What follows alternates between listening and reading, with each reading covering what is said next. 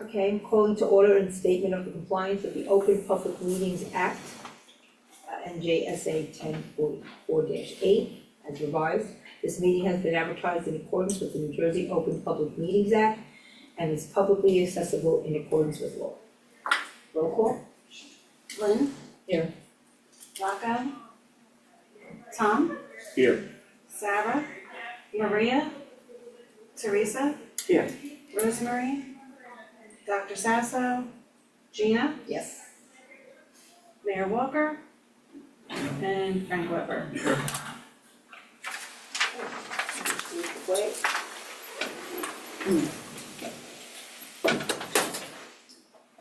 Pledge allegiance to the flag of the United States of America and to the republic for which it stands, one nation, under God, indivisible, with liberty and justice for all. Okay. We need to go to an executive session. Were there any questions about personnel? I have none. And I wouldn't think we would need an executive session. All right, so we're going to approval of the regular minutes of January 14th, 2026. You can do A and B together. Yeah, we'll do A and B. Need a motion, please? I'll make a motion. I'll make a motion. Can I get a second? Second. All right, all in favor? Roll call.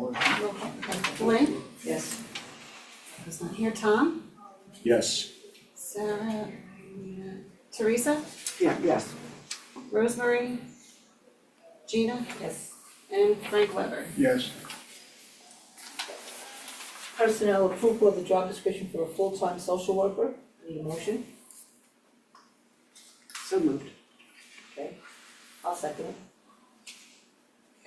Roll call, Lynn? Discussion. Yes. Oh, you want discussion on that thing? Yes. So,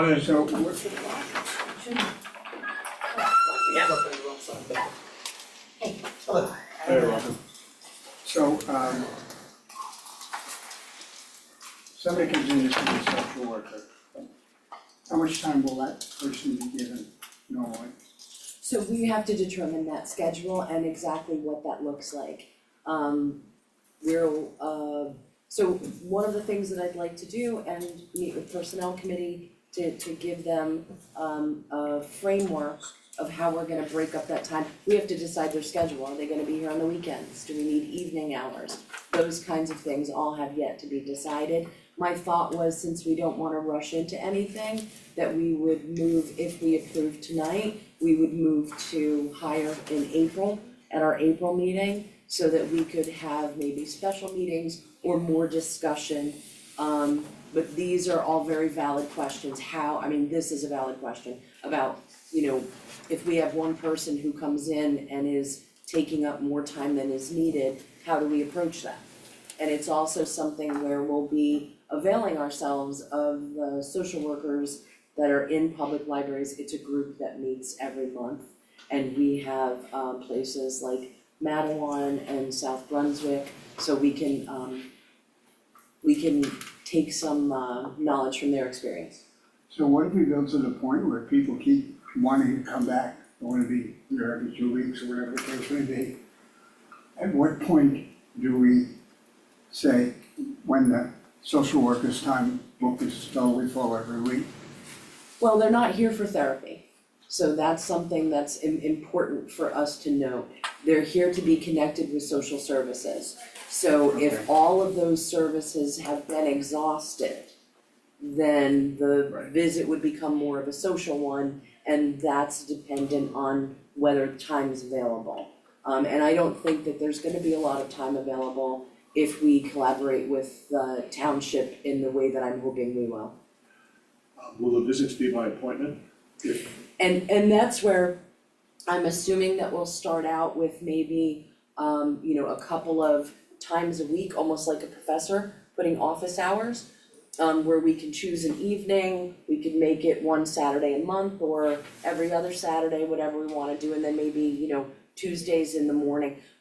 We're pretty good at figuring out what times are needed for our different demographics. For for our working parents, for our seniors, for that kind of thing. So we try to make sure that all of our programs, and we'll certainly do that with this position. And then some of it will also be coming from the applicants, that will be taking their experience, and what they've seen and, what availability is, but we certainly need to have evenings and weekends as well as weekdays. And is the social worker that we're gonna hire gonna be totally able to know what this person could qualify for governmentally, or if they have anything where they work, or? I mean, that's the way they're trained. Okay. No, he says so. Because this is why I asked when we had the person here, my big question was, what's the difference between having a certified social worker or a librarian who just really learns those programs and how to connect people with those programs? And what was pointed out is that social workers are really typically have already relationships with county and state groups and officials and just a different sensibility. Any other discussions? And I just wanna say that I think a lot of it was already written into the primary responsibilities that you gave to us.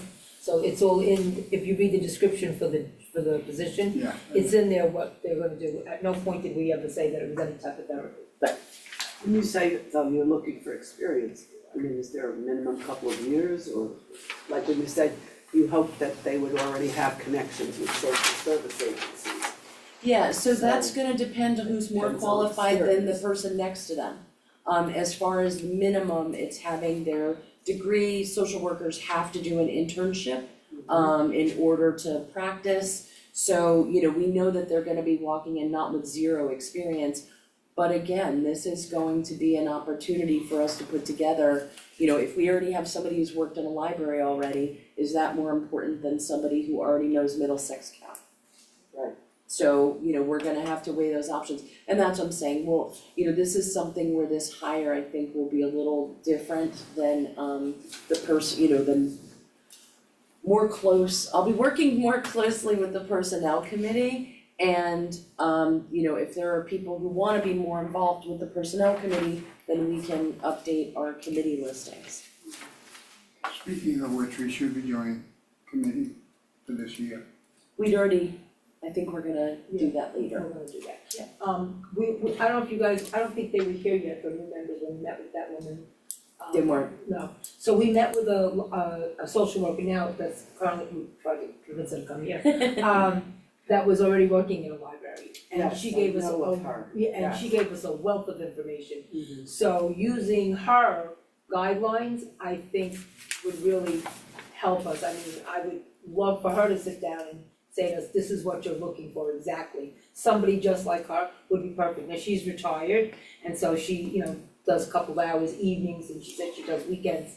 So that would probably be the perfect person, someone that's retired from the state or from a school district that might be able to assist with us.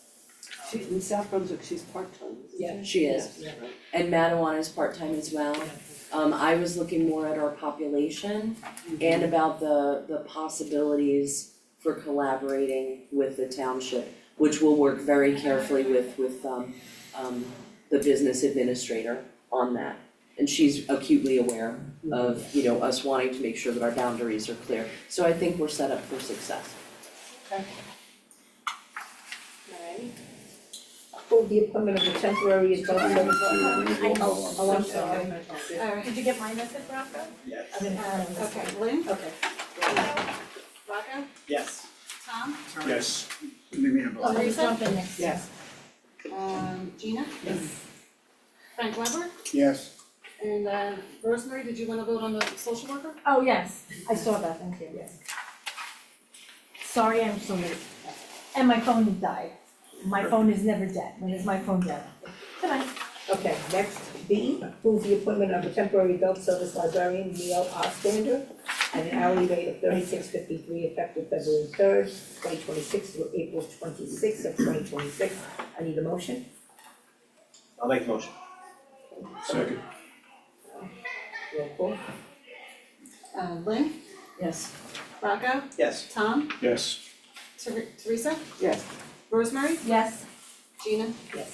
and Frank Weber. yes, Okay, Can I interrupt 1 second? How does anybody know how to get this so that our screen is big again? should just be able to click on it. Those 3 dots maybe. Or go, How about that thing? Next to the X, View? next to the X. No, it should, No. no, That thing? that thing. yeah, no, No? that goes at the other one, no. You wanna go back to that, Yeah, go. And view and then gallery. yeah. There you go. There you go. Thank you. Okay, approve the appointment of a library assistant, IT, Sean Ballan, at an hourly rate of $19.91, pending a background check. Motion please? I have a question about that. Okay. Are we going to approve that before we know about the background check? That's what we've typically done. It's subject to, so that would be a trapdoor if the background check does not come back nicely. Okay, The hiring is invalidated. okay. And our, just so you know, the background check, there was a problem with the state for a couple of weeks. It's been fixed, so typically those are coming back very quickly now. Okay, can I get a motion please? I'll make the motion. Second. Second. Roll call? Oh, we just had a discussion. No, it's okay, you could do the vote. It's good if you don't mind, you keep up with the momentum. Alright, Lynn, Yes. Rocco, Yes. Tom, Yes. Teresa, Yes. Rosemary, Yes? Gina, and Frank Weber. Yes. Okay, finance. Action on the February 11th, 2000 bill listing in the amount of $263,199.10. Discussion? Yes. On page 1, creative speech and it's library, no, the second item. Complete security system, $2,652. What was that for? Complete security system? Yeah, who are they? Those are our alarm companies Okay, for both fire and burglar. so this is for a service on it, it wasn't for a monthly fee? Was it a monthly fee or was it I'm sorry, I It does say. don't, I believe it's the Service. annual fee. Yeah, an annual fee? it's a service on their follow-up on inspection, and they replaced 12 items, it looks like. Yes, the Blair horns. I got something else in this fine. The Blair horns are what I referred to previously as sounding like sick ducks.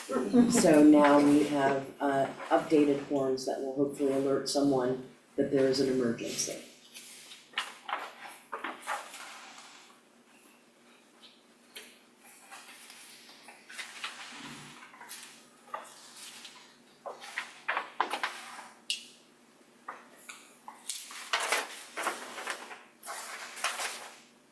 Nope, I guess I don't have a second one, all right.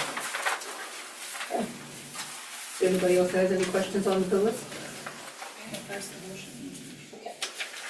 I make a motion to accept the bill list as listed. So moved.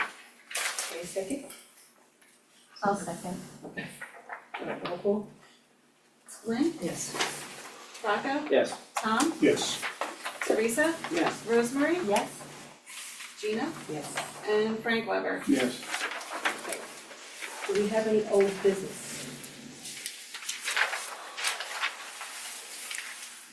do we have any idea when the building is gonna be finished in town hall, new library?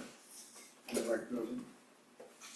I don't believe that that's been started. Are you talking about the Lawrence Harbor? Yes, I've not heard anything about that project commencing. okay.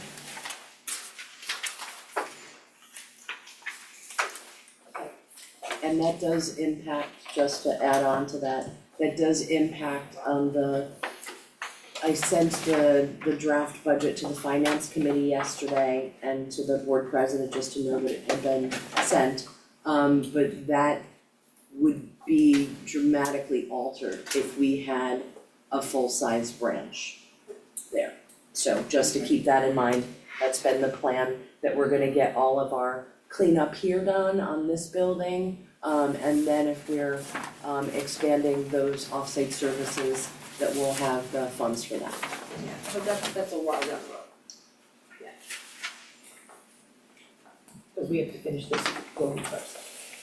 Yes, Yeah. but I mean, that branch is also not sufficient. it's in better shape than the other building that they were looking at, though, less. Yeah, my only thing is size, cause we have to use the Parks and Rec building in order to have any programs across the parking lot. Okay. So, because people just don't fit in the other way. Okay. Alright, new business. I have a question on the January expenses. And this is for the second month in a row, I meant to bring it up last month. The interest rate has gone down from 4% to 2.5% on And- money market account. I asked on your behalf, and none of them went up to 4%. They were at 1%, and then we got them increased to 2.5%. I checked in with our executive assistant for finance. But they were listed prior months for a number of months as 4%. Then I'll ask her for more of an explanation, but when I asked, that was the explanation I received. I'll ask again.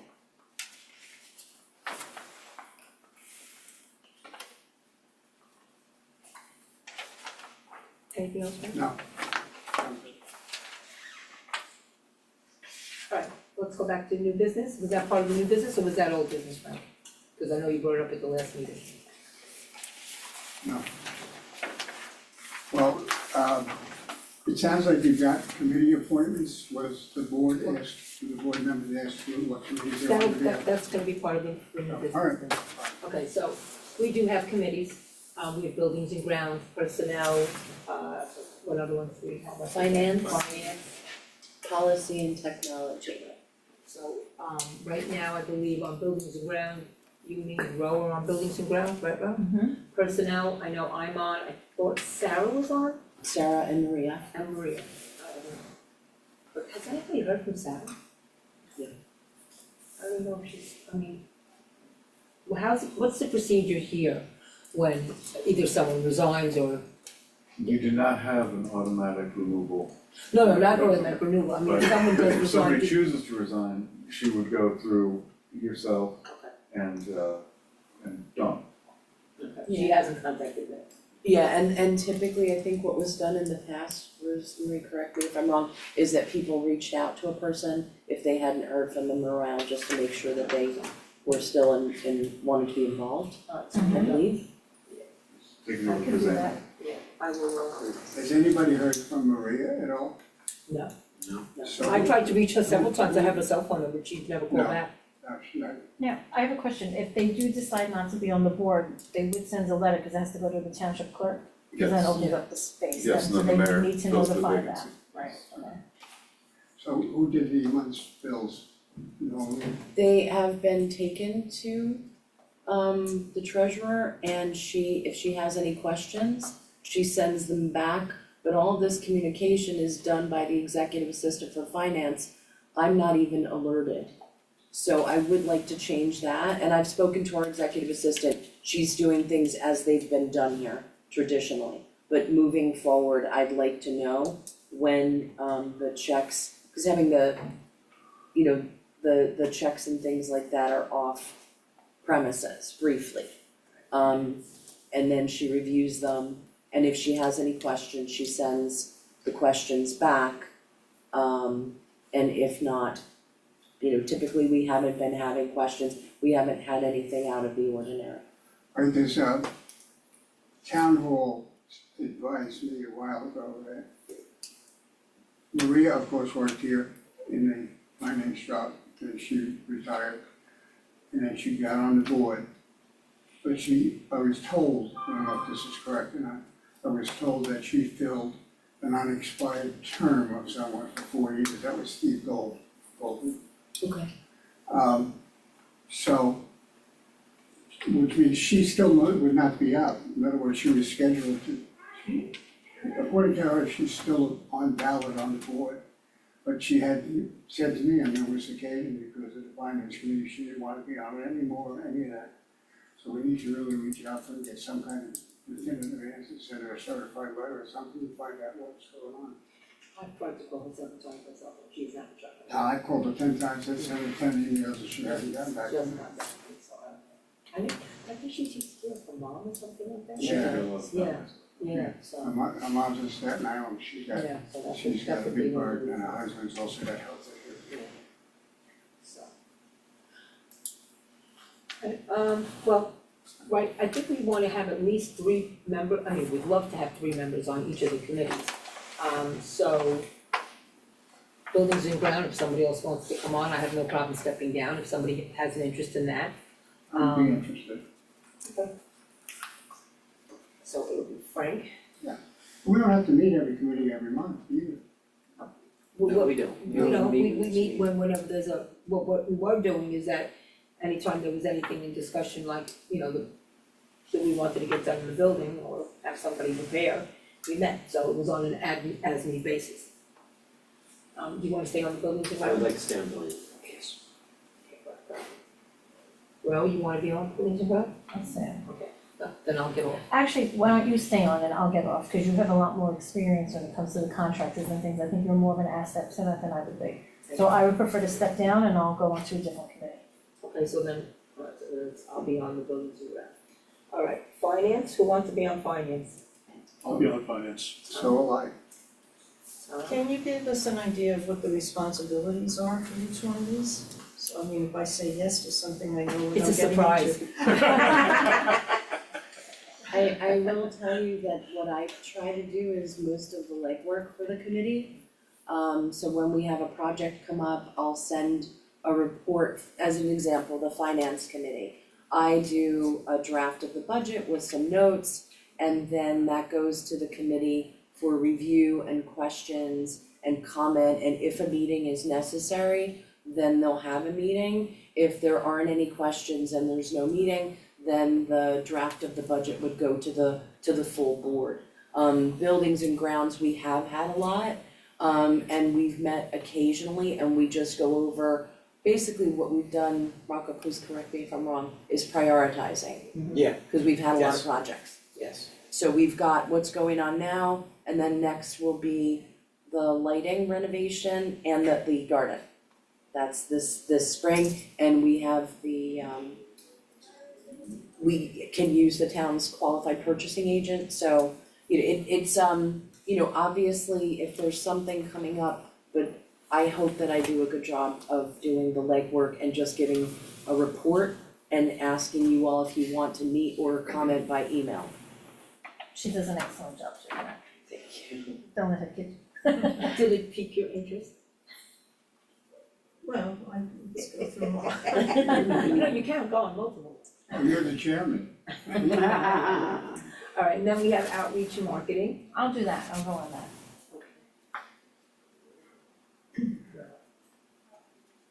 Personnel and negotiations. I would kinda go on think that. that's pretty good, so you wanna go on that one? And I think I'm on that one as well. You are. Yes, so I'd like to stay on that one. We should have 4 people on that because we do have negotiations with the supervisory unit that we'll do this fall. So if we have 4 members, Well, we can probably find 3 at any given time. Sarah's on that one as well, so I'll put her name on it now. And who else, do we have someone? Sarah, do Maria, personnel. I don't You know. have 4? Well, before I said, I mean. No, I'm it not used to telling be you Maddie, to- but Maddie's not here anymore. Right, So you can Maddie's not definitely on, have a so- spot. Teresa, you wanna I be on can it? do that, sure. yeah, and I mean, the president I inform the president every time I send a communication to a committee, just so you're aware. Okay. And then policy, I'm on policy, I'd like to say. And what's coming up for policy is the state has changed its requirement for how we address book challenges. We call them materials consideration requests. And so our policy has to be changed in order to align with the state on our collection management policy. Is that on the agenda list? Because, right, It's gonna be, Yesterday's it's gonna agenda? be dealt with for next week.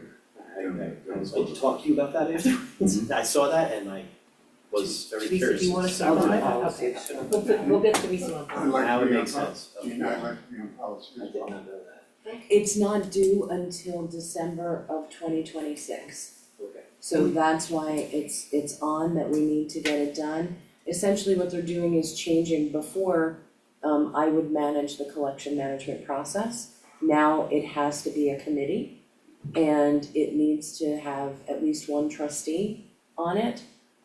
Typically not a whole lot more because you don't wanna run the risk of having a conflict trying to have meetings. And a staff member, regular staff member also has to be on that committee. But other than that, it won't be significantly different than what we've done before. And we have a very solid collection management policy. Alright, and then technology. You got me down for policy also? I have you down, Frank. Thank you. Okay. Who was on it was Frank was on technology, was anyone on it with you? I believe so, but I don't know for sure. I don't remember who was on. Don't remember. I'm technologically challenged, I'm the last person to step it up. I don't remember, I don't remember Then who you're was on on, the committee. I don't remember who was on technology. I don't remember. We've run through, we just did, not that we're not gonna have things coming up, we just upgraded all of our computers. We did a complete technology infrastructure renovation. I feel really good about where we're at with that for now. Okay. Rocco, Frank, you wanna be Put me still down on on that? that. Yes. You could always collapse technology and finance. Yeah, sure. Wait, is anybody going to be on outreach with me? Or am I all alone? No, bro, that's all you, It's all me? cause you do it so well. What do you do on that committee? What do you do on that committee? Outreach? Reach You out. do outreach, what are you talking about? You do it all day long. It She does it all day long for the is all township. right there. So for me, it's also reviewing things like we decided in our approach that we weren't gonna hire a social media or a graphic design person or anything like that, some libraries have, but instead we would subcontract it out so that we can always have different vendors coming to us with new inspiration. We just did a logo, so we just did a whole brand guide, and that was approved by Outreach and Marketing. We updated the logo for the Idea Farm, we created a logo for the concert series. All of our performances are called Library Live now, and we did, I don't know if they gave them out, they better not. There were pens in the shape of Pens, music they did? notes, perfect. And those are, everything from those promotions to our targeted social media to our survey that we have to do, because The I survey's need one, every as day. soon as we get caught up with these projects, I need to get on the strategic plan. I'll get on. So does While anybody else? you talked about outreach, are we using the return boxes at all? We are not only using them, we have updated signs. So one of the issues that we had was that the boxes say they get picked up twice a week. In this day and age, people don't wanna drop off their book and then it doesn't get checked in for 3 days. They could end up with a fine, they could end up with lots of things like that. The other problem is that they said book drops. That made people think that they could put donations, their book returns. So now that we have the driver, the books are being picked up every day, Monday through Friday, not the weekends. We just got new signage for them along with the Idea Farm, so now it's gonna say Monday through Friday, it says collection times, like the post box. But realistically, we're gonna have to reevaluate what we wanna do with those book drops. Because, we could have the book, they haven't been heavily utilized. And we're doing everything we can to do kind of a last ditch effort because COVID really took them down from use. So with the new signage and increased pickups, hopefully we're gonna see more use, but we'll be revisiting that. Well, they went up because of COVID, because when people could come and pick up the books at the library, they didn't have to come back here, they could put it in a box. That was closest to what they lived. And I certainly understand, it's just now people, if they return a book, they expect it to show in the system right away. So it has to be picked up every day, and it wasn't for a really long time. What is the reason that we cannot return the books at the counter? You mean why we have book drops at all, No. or right now? Like if I return a book, I have to put it in the drop. I can't bring it to the counter. It's because they go into, and some of this is left from COVID, so they go into bins and they're sprayed down with disinfectant. Because it's a lot of people going through and touching things. We actually need to replace those bins you're gonna see that cost. Hopefully next month, I think they're about 30 years old, but you know, what we can look at now that we have RFID, so we did the radio frequency identification tagging for the whole collection. If there are some systems in Edison now, they have them where when they put the book in, it checks it in. And it's a completely automated system, no human beings ever touch those books. I question how accurate that could be, but it's in Edison, if ever we wanted to go take a look and see how it's working there. But I think that the way our system is working is good. I've never seen it done this way either, where it got dropped into the bins outside, but it works very effectively here. So, if somebody returns a book late, I didn't do that, but, if somebody does, then they wind up, the next time they come, it shows that they owe 15 cents or whatever it is. Yeah, and I know that, you know, this is something I know that most of the libraries in our consortium no longer charge fines. Most of the libraries in the country no longer charge fines, and there are numerous reasons for that. So in doing our draft budget, I went through to look at the income, at what we're still taking in from those fines. And, you know, I was hoping we could have more of a discussion on that when we get to the budget review. There's a couple of things I wanna go over, how we're showing profit on passports, and also how we're doing fines. So if you look at that category in your 12-month income, there's one, I think you got it last month, was the January to December 2025 income. It's about, it says $20,000 in fines and fees. Yeah, but But- there's some fees in there, right? It's also people who lost the book and had to replace it, which I can guarantee you is more than the fines. And what we're finding now is that there's quite a logjam because people coming from other towns who wanna use the library because we're part of this 44-member consortium, their town doesn't charge fines.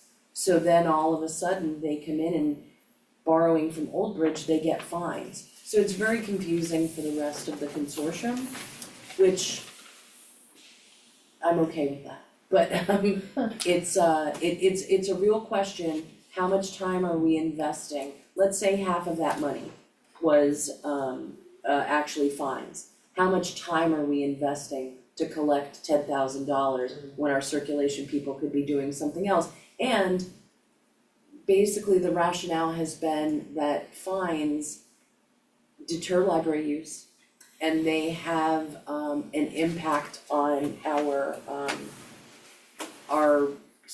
patrons. Our patrons who don't have the money for fines are the ones who are most negatively impacted, you know. People who don't care are probably buying books rather than borrowing. But you know, for our vulnerable populations, they're impacted more heavily by fines. Do you find that people will take advantage if they know there is no fine, that they won't return the book so quickly? That's been the question since the Took the beginning. words right out of my mouth. Yeah. Yeah. I mean, I have to tell you something, Joe just got out of the nursing home, he's home, but he panicked and made Louis go to the nursing home, pick up the book to bring it back, cause he was panicking, he was gonna get rid of it. And He panicked. And so this is what has been, I can find you some of the articles on this, because that was a question, right? What is the incentive to get them back on time? Library users are typically civically minded. You know what I mean? They recognize that they're a part of a community agency that's doing this. And we still have people who run up outrageous fines and then come in and argue with us that they don't think they should pay the fine and they don't wanna pay the fine. So what deterrent is it to those people who are going to really have a problem, what deterrent is it already? Cause then they'll just stop using our library and they'll go use another library.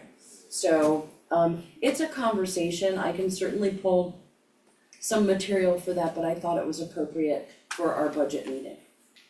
This month, we're showing $29,217. You said that was like what it was all of last year. So which is correct? I don't, It says fines and fees, I'm sorry.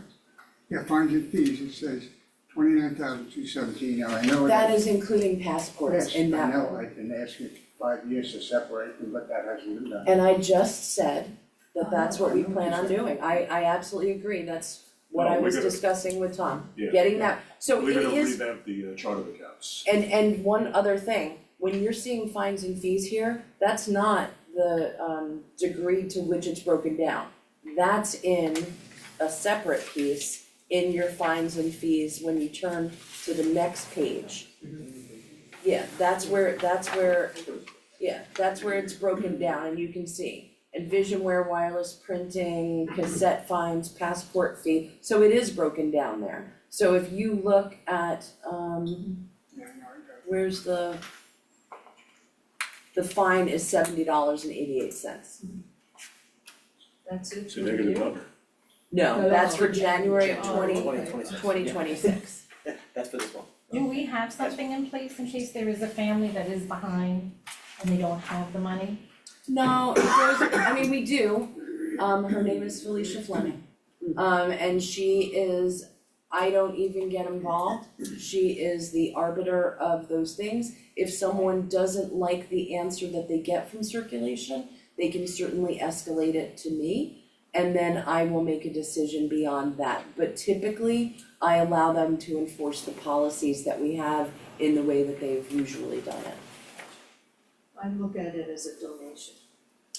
My fines. And that's the thing for people who have it, Right. you know what I mean, it's okay, and most libraries will have a change jar near the desk anyway, because people like to drop their change into, to donate into the library, so, you know, there's a lot of things that we can do, and it's something to really think about, but I do think that, you know, Frank, the other part of this, and this goes to your point, the passport service fees and all of that don't show the cost of postage. So this isn't a genuine profit from the passports. It doesn't show It's the gross income. right, so Yeah. yes, we're making that much money, but how much is the library paying these No, I people? understand that. Yeah, well, they've changed, we used to be able to, we process 20 passports in a day. They're all calculated to have an individual mailing fee, but we used to group them all together and send them out one time. That stopped either a year or 2 years ago. So that was a big loss to us. You have to do it online. You can't do renewals, right? No, this is somebody's coming in for a passport, let's say 10 people come in a day. Yeah, I think a lot In of. theory, there's supposed to be 10 separate envelopes that get mailed to the government. We would put the 10 in one envelope and save money by So doing a lot that. of postage by Yeah, doing that. that changed in the last year or two. What I put into the draft budget, there was actually, we make a substantial amount of money. And there was a $40,000 increase last year. I think that was because of the Real ID. And I think that there were some other national things going on that inspired people to take that step. So, I don't know, I didn't add that onto next year's budget because I don't see that being a continued trend. I feel like the people who were doing it took care of it. So you'll see all of that in the budget. Do you have any way of reviewing the passport applications where you know where the people are from? That's not allowed. Alright, when I first got on the board, East Brunswick had, Barbara Cannon was here, she worked in East Brunswick, and they had a big passport operation, we didn't have any. So, we sent out 5,000 cards to all of the libraries that were south of us. We didn't go forward, and we have a thing, because if you remember the way the post office does it, you go to a post office, there'd be 2 people working there, you came in and wait for it, trying to do a passport application, it screws up the whole thing. So, we grew tremendously, and we had a lot of people who still come that they have, usually they have some younger families, they're in Manalapan, they're here, they're that. So we advertised in the Staten Island advance, that's those kind of things that was out there, and you can, and the fact that we're open hours at the post office at 9, Yeah, that's and something for outreach that we should be able to push that business up. there are a lot more libraries now that have passport offices though. But this is part of the outreach and marketing, like we talked about all of our new residents, giving them some kind of a mailer. And you have that information, but the company that we're using for our emergency messaging, which hopefully that's set up by next month, so that everybody will get a text when the library is closed who wants to know when there's an emergency closing. That company also specializes in doing those kind of mailings. And we should probably go through the township, at least we can get, the closing information, so we know exactly who moved in where. Rosemary has that, and Gina, you have that as well. We have. The other thing with the budget for the passports that could make a difference, you can renew online, so people don't have to come in. Yeah. Like they used to in the That's also past. reduced our. I don't think we do renewals. No, you can't regular- anymore, you yeah, used to do it yeah. like 2 years ago. Yeah, we don't even, so we just handle other things. Oh, okay. They don't let me, We make a lot of money Speak on the to that. pictures. I mean, pictures and, all of that kind of thing. But, passports is something else that like, as passports evolve in this country, I personally, because you've seen the way things have changed in the last decade, I don't see them as a reliable, permanent source of income. There's something that I would take as, that's a great benefit, use that for some of our projects. I don't know 10 years from now that you're still gonna be making $300,000 a year on passports. And if you have the library's security based on that, How long are they good for? 10 years. 10 years? I think it's I have to do mine. I'm still one. I'll be in next week's numbers. Next month's numbers. You can't renew it, you know. No, I'm not renewing. I have to actually get one. I haven't had one in years. I haven't tried one, done Well, anything, but but you now I still- am. But you're still renewing basically, because you've had one before. Oh, I think the last one was like in the 80s. and this is, I tell everybody, call them. Me too. They'll Yeah, absolutely too. tell you. All right. Well, Call I them, have the take care of it. application. I'm ready because I'm going in October, so I can't wait long. Yeah, September. Oh, okay. So as part of outreach, can I invite everybody? I'd like to actually, so we will be hosting the Mayor's Health and Wellness Council. It's called the Bridge to Wellness.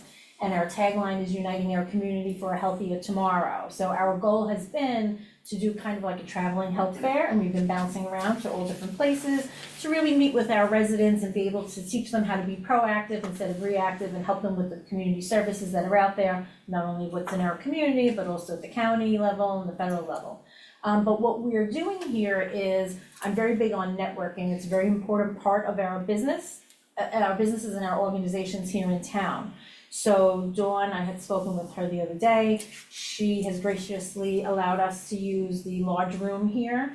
And we will be hosting the next Mayor's Health and Wellness event here on March 9th from 5 to 6:30. And I would like to invite all of you to come. Dawn will be our guest speaker. She'll be speaking on all the different programs that we do have here. Again, this is so important, I feel, for everyone in our community to really know what we have going on here. This is such a great organization that we have. So she'll be able to tour us all around, and there will be hopefully a nice turnout of different businesses and organizations. And there'll be networking going on, and then also we also have Erin Kelleher that will be speaking on Club Serenity, which provides a place to go for families that have family members in rehab or in recovery. So it's a place for them to all grow, and there's different types of meetings, Al-Anon and Alateen we're looking to bring into town, and there's a lot of different stuff, and I really have a great cross-section of organizations in town that will be attending. I do these monthly, and I specifically invite different organizations so they can network, and this one will be one of our larger ones, and we will have everybody across the board from Hackensack Meridian will also be here, RWJ Mental Health, there'll be a slew of different services. So I'd like to invite all of you, and if you are able to attend, it's only an hour and a half, but it really is a great way for all of you also to see what different businesses and organizations that we do have here in town, and for us to support Dawn as she's, supporting what we do here, What time, when's the start time on it? 5 to 6:30. So everybody starts to come in and they mingle, and I would say about 5:45 is when the mayor will speak and welcome everyone, and then we'll have our guest speakers. And then when we're done speaking, I guess then Dawn, you can tour us. And then people who would like to stay, linger and network, otherwise if they wanna head out, they'll head out. It's a great way for them to see all the great work we're doing in here. Absolutely. I have to tell you, there's part of this that reminds me of something that we had in another town where I worked in Union County, and their Chamber of Commerce meetings turned into a community update meeting. It's great. Like the meeting started off with police department, schools were there, library was there to give a report on everything going on around town. And it was really great, so I look forward to it. And I sent you an email, there was another event that was requested on the 9th that I sent you an email, it was a parent. Oh, I didn't see that, I'm sorry. I'll No, look. no worries, I know that they Today? want. Yes, I was, today. oh, okay, I'm sorry, I was actually at a conference last week for 2 days, so Yeah. I'm still trying to play catch up. My inbox is like insane. And Yeah. my phone, I don't know, I can't even, Yeah, I can't wanna catch make up. sure that you see that, cause it was a person asking us about a program for parents and if we had space that day. oh, and that's another thing that we're Yes. looking to do with NJ4 from Rutgers, is something we would like to bring here, it's called Parent Cafe. And it's an opportunity for parents to come and network with one another with resources they're aware of for their kids. So we like to do that also, and that's something hopefully we're gonna have information on at that meeting. So did you wanna give up the room to them, or can we? No, I need to find out from them, they said that you had asked them to see Oh, about that's using the William. library. Oh yeah, that's William, that's it, that's the Parent Cafe, And that's the thing, right. so since we had the other event from 5 to 6:30, I don't know what the parent cafe is. It's not for that day. They Okay. were just looking into seeing if this is something that we would be able to entertain to host here. And we would love to have a parent cafe, he Right. said it was specifically for the 9th. No, wanted I to think make he, sure, okay, he miscommunicated We'll that. figure it out He'll be tomorrow. speaking on it at the 9th. He'll just, hopefully if we have it set up, he'll be able to introduce it to everyone and say, this is the Parent Cafe, this is how we're hosting it, this is what we would like to do, please help us spread the word. Look at all the work that we're doing. I Was he know. at the, It's was he with at the last one? Yes, Okay.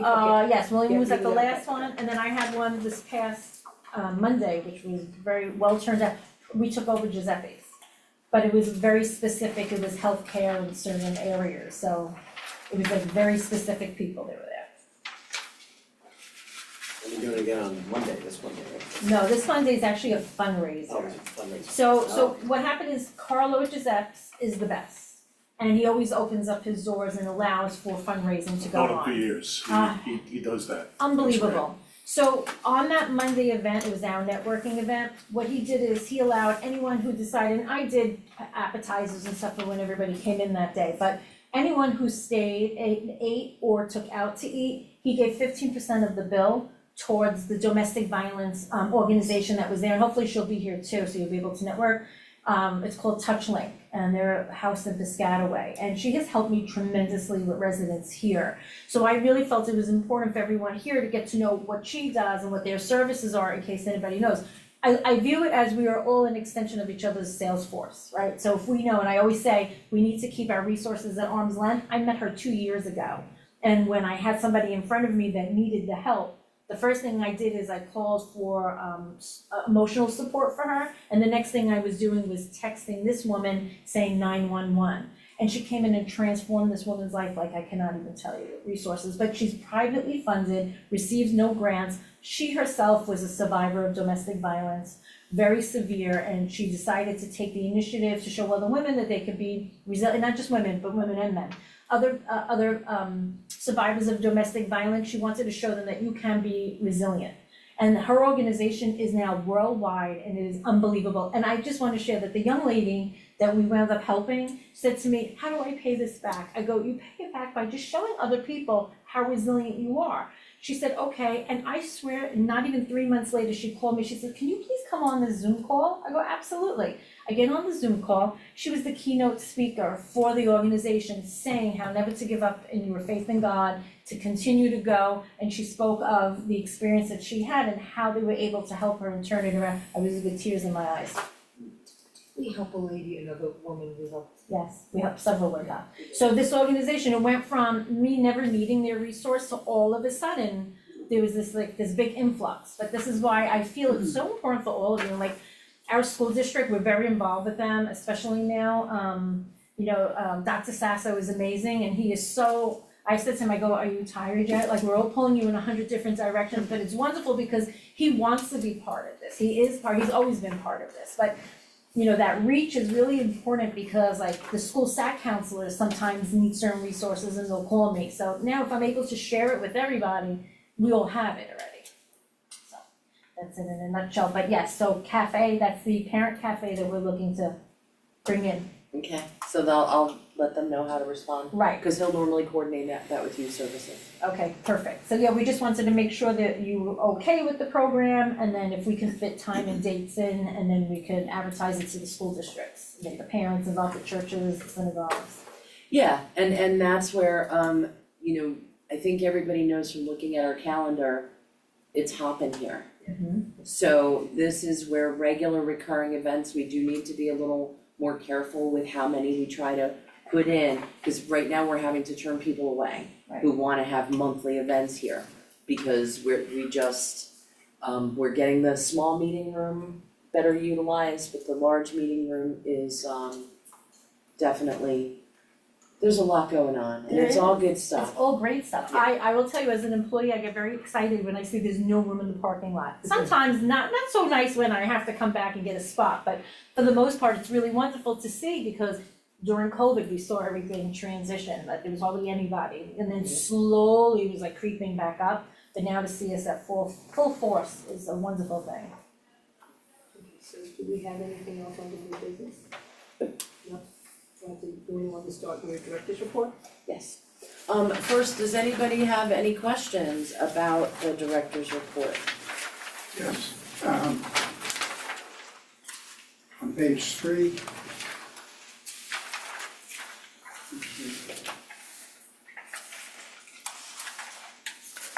The outfit that's going to $5,800 a year, that's going to do help people how to make a decision, tell high school kids how to make a decision on opposing viewpoints. Oh, opposing viewpoints, what was your question? I need more information. Right, and that's what I'm doing now, so, sorry, that's on here, so I just wanted, Page 2, actually. thank you. So, opposing viewpoints is something, so, last week or the week before, This week. I went in, thank you so much for Rocco, arranging for me to come into the high school. Opposing viewpoints is something that I've wanted to get for a long time. We have the books here. This is a database so that people can access it remotely. Opposing viewpoints is designed for high school students and basically other students in the first 2 years of college. And what they do is they have listed every controversial topic that you could imagine. And they go down through and explain, here's why people don't agree, here's what the early formations on the opinions were, and they do that objectively.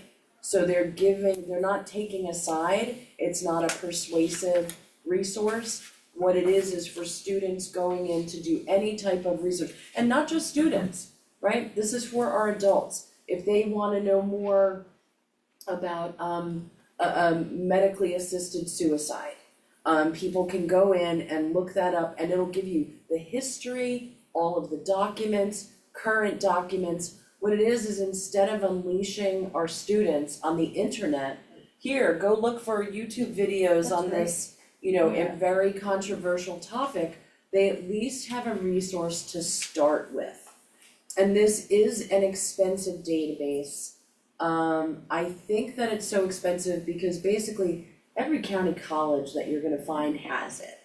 And that's why I wanted to introduce it to teachers, show it to them to see what they thought. What we wanna do is start to give our educators some authoritative information that they can look at online and recommend to students, places for them to start. You wanna go look at Wikipedia and everything else after that, that's fantastic.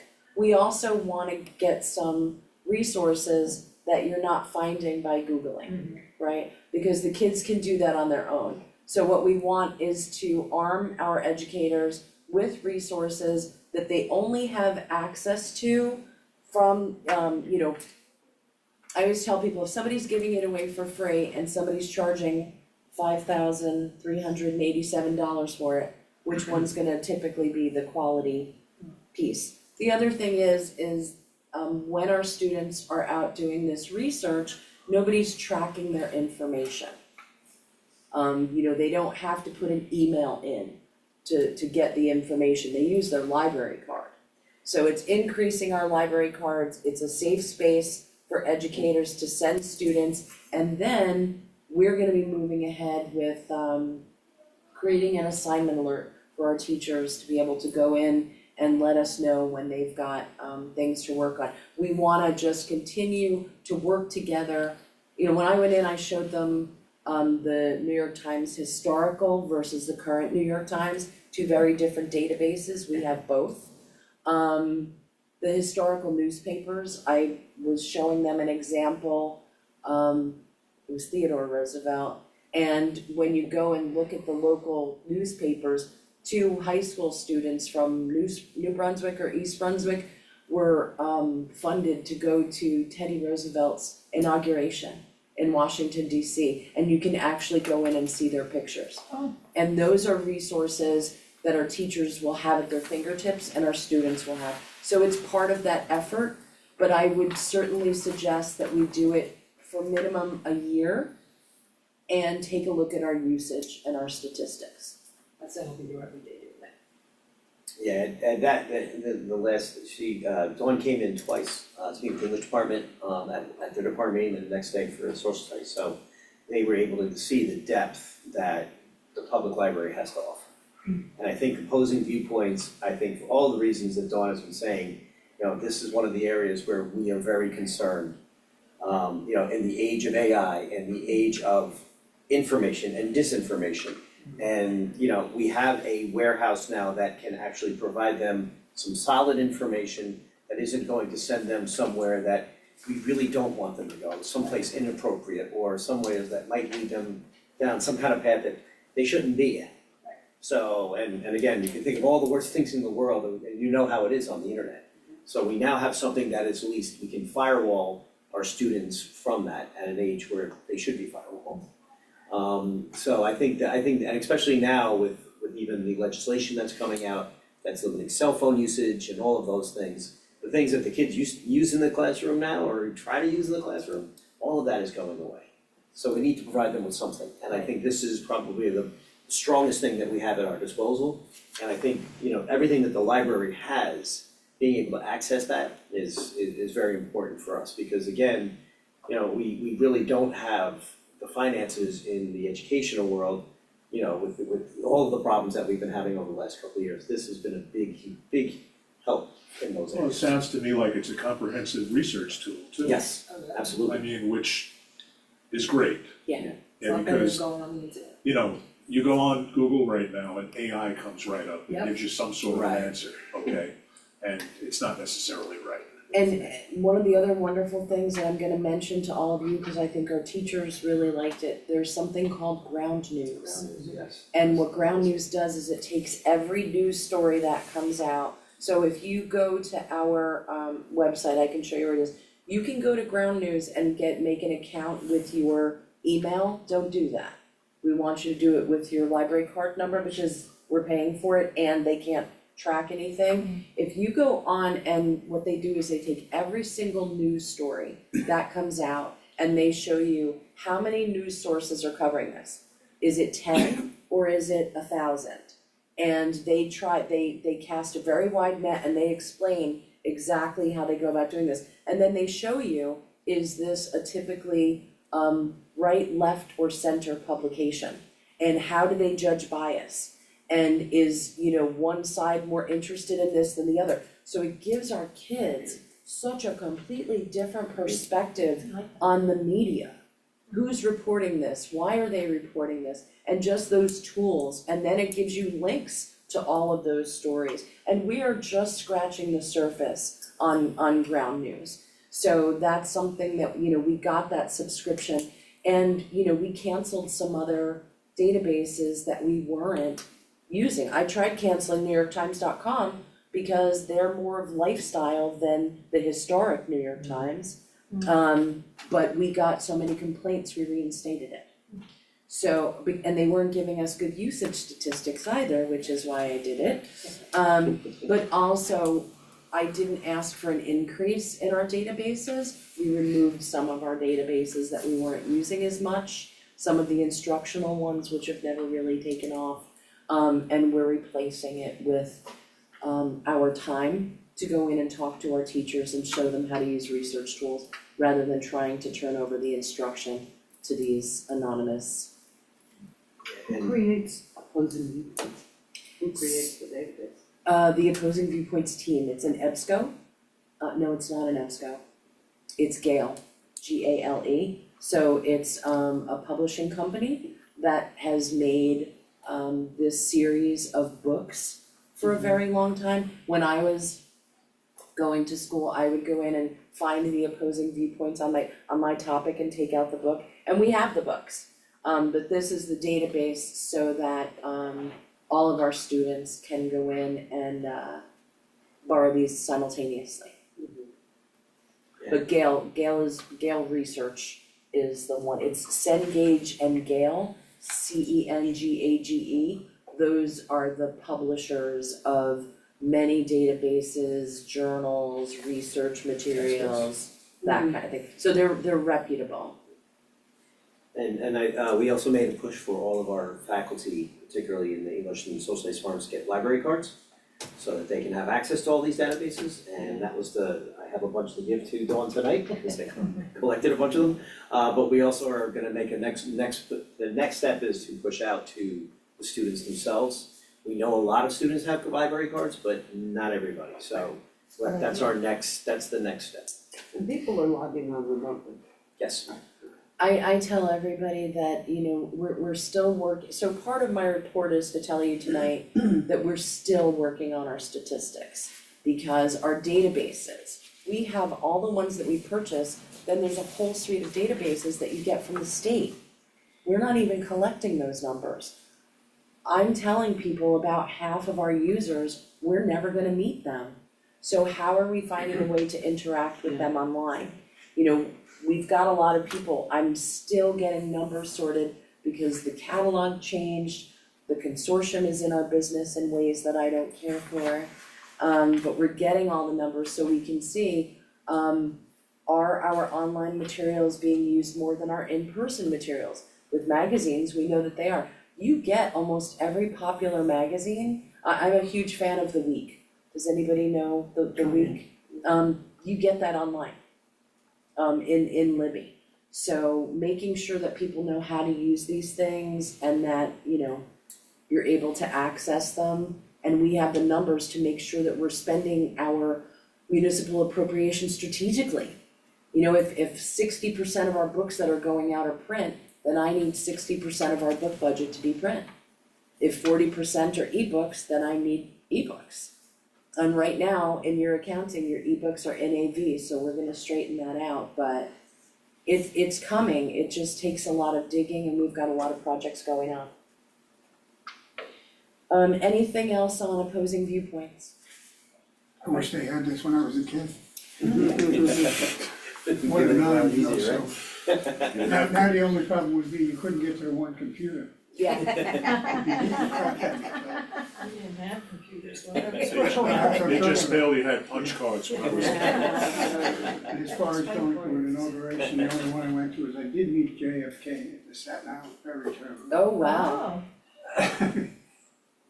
Cut school, That's a good reason to cut school. Yes. 1959. And just so you know, our librarians too, they sent me an email back, I asked them to take a look at the database and it was, I noticed the results on this were heavily from this resource rather than this one, and I was like, okay. They'll figure it out, because, these companies do better when we're watching them, so our librarians are on it, and I'm sure our teachers will be too. Okay, just wanna let you know something I thought I was gonna have to bring up tonight, but I don't. And this will be coming up with the contract negotiations in the fall.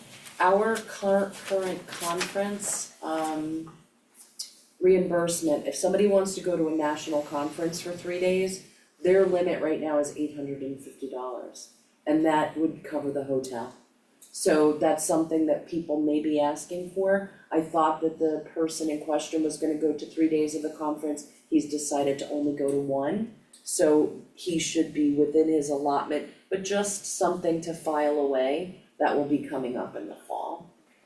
The statistics, again, I think we're almost finally done with databases, but our circulation and our collection numbers, okay, so do the 600s go out more than the 200s?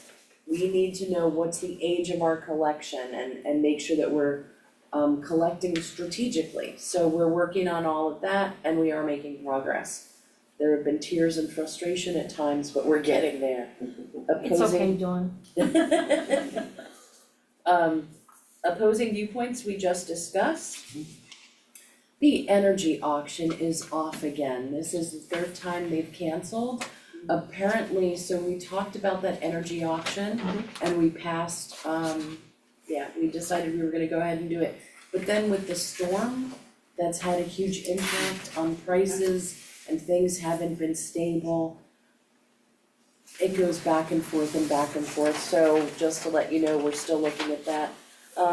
In other really good news, not for our senior community, but our AARP tax preparation is fully booked now for the rest of the season.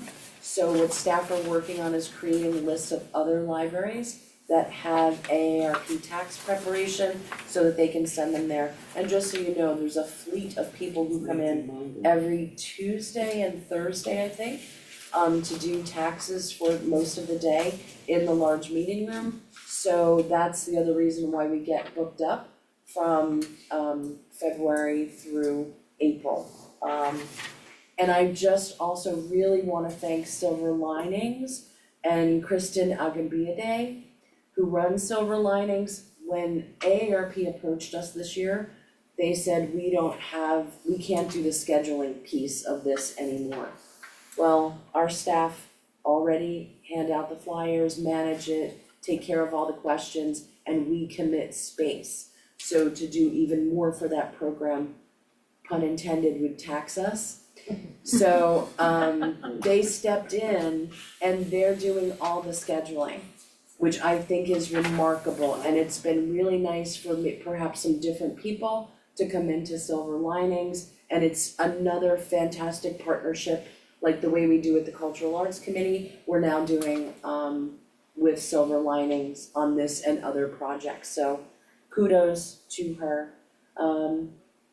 Super special thanks to our Department of Public Works. What you see out there with our circulation desk being gone wouldn't be possible without them. So we're really appreciative, always responsive to us and super helpful. And they're gonna be helping us. The building gets opened at 7 o'clock to the contractors for the bathrooms for the next 3 months. And they're gonna be helping us by opening the facility in the morning. So again, to all of those people on that team, Casey Lenning and Kevin Cole, just a lot of appreciation. And as I said, for buildings and grounds, as soon as we get the install done next week, we're gonna be getting to the lighting renovation and the garden atrium. So those things have to be first on the list, by public request. I just wanted to let you know that I just found paperwork as we're going through drawings to see what we need to keep and what we don't need about the library. There was a lighting renovation here done in 2002. So some of these fixtures are rather old. Some of it was updated, but some of it's been there for a while, but we're finding, I don't understand why there was a renovation in 2002 when I think the library was built in 96. It started in 87 and it was opened in 91. Okay, so I'm wrong. And then I also found the proposal for the wiring through the floor of all of the internet wiring. So some of these things are interesting, I'm not sure that they need to be taking up space in a file cabinet. But we'll make sure anything relevant we're holding on to. Other than that, everybody's working hard, pulling together to make sure that we have a seamless experience for the public throughout this time of transition. And that's about all I've got. Very nice. I have a question though. Will there be anything being done for Revolution 250 here? To highlight the whole celebration that's going on across the whole town?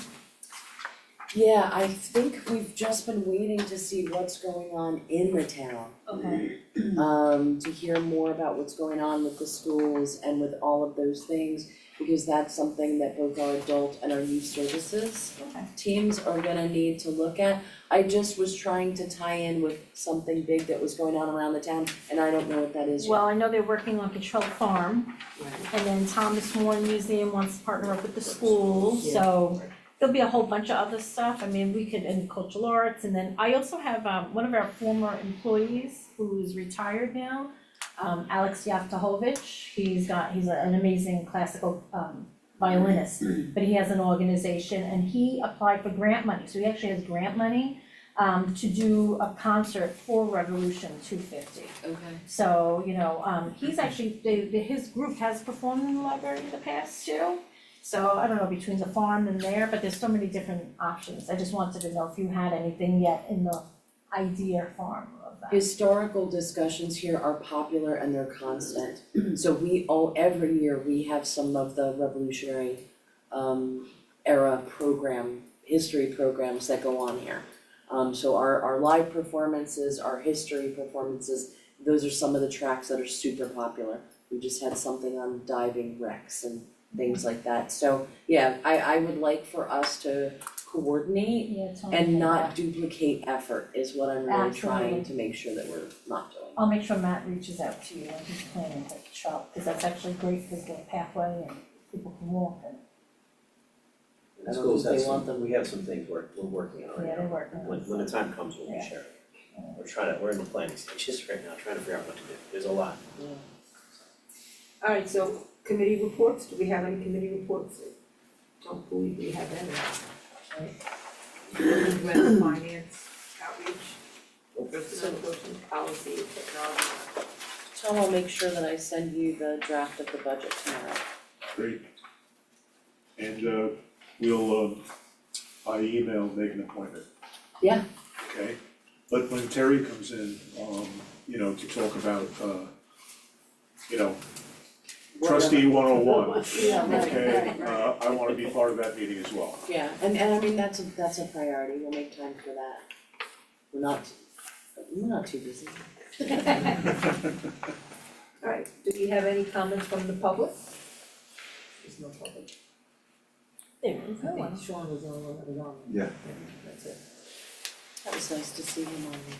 Yeah, that was very nice. Alright, and then I make a motion to close the meeting. 8:18. I'll make you one. Second. Aye. Aye. Have it. When I'm missing, there we go, okay. Well,